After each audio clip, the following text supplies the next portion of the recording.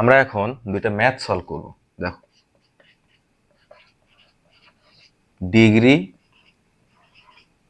আর একটা হচ্ছে কি থিসিস।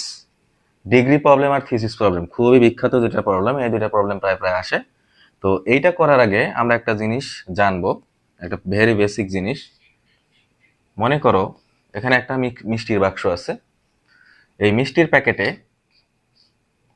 100টা মিষ্টি আছে। কয়টা মিষ্টি আছে? 100টা।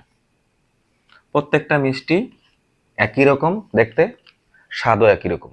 তাহলে আমি যদি বলি এখানে যে 100টা মিষ্টি থেকে একটা মিষ্টি কত উপায়ে আমরা বেছে নিতে পারি, তোমরা যদি আমার মতো একবারে বোকা হও তাহলে কি বলবা?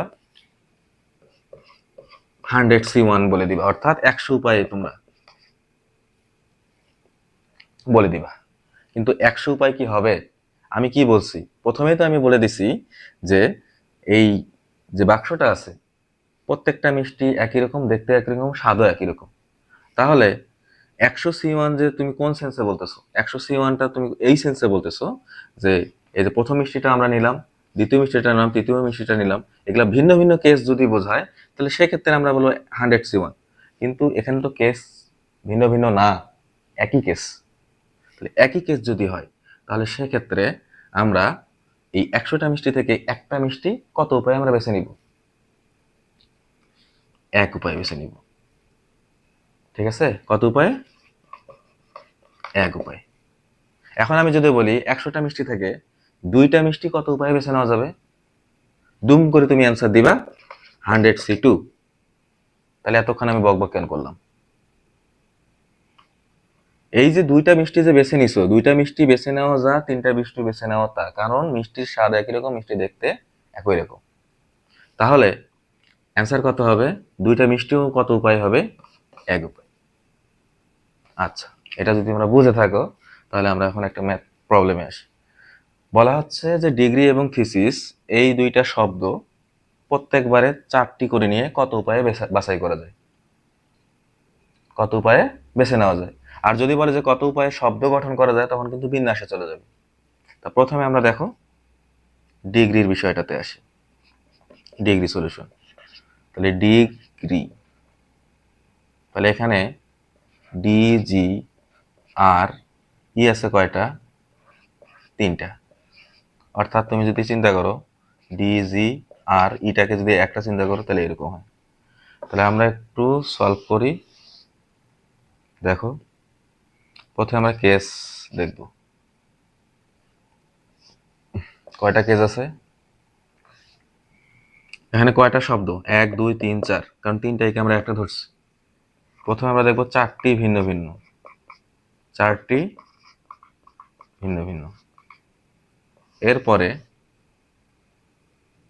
3টা ই আছে না, তার মানে আমরা লিখতে পারি 2টা ই, 2টি ভিন্ন। এটা একটা কেস। আর একটা কেস কি হতে পারে? 3টা ই, 3টা ই, একটি ভিন্ন। ওকে, এই যে 3টা কেস। এখন কি করব আমরা? আমরা তো বের করব কি সমাবেশ, বাছাই করব। 4টাই ভিন্ন ভিন্ন। তুমি 4টাই ভিন্ন ভিন্ন যদি হয়, এই যে ডিজিআরই 4টাই যদি ভিন্ন ভিন্ন হয়, আমরা প্রত্যেকবারে কয়টা করে নিব? 4টা করে। কারণ কোশ্চেন তো এটা যে এই শব্দগুলো প্রত্যেকবারে 4টা করে নিয়ে কত উপায়ে বাছাই করা যায়। ওকে, তাহলে আমরা 4টা থেকে 4টা বর্ণ নিলাম 4C4 উপায়ে।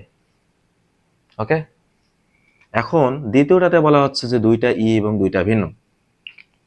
3টা ই থেকে 2টা ই কত উপায়ে বেছে নেওয়া যাবে?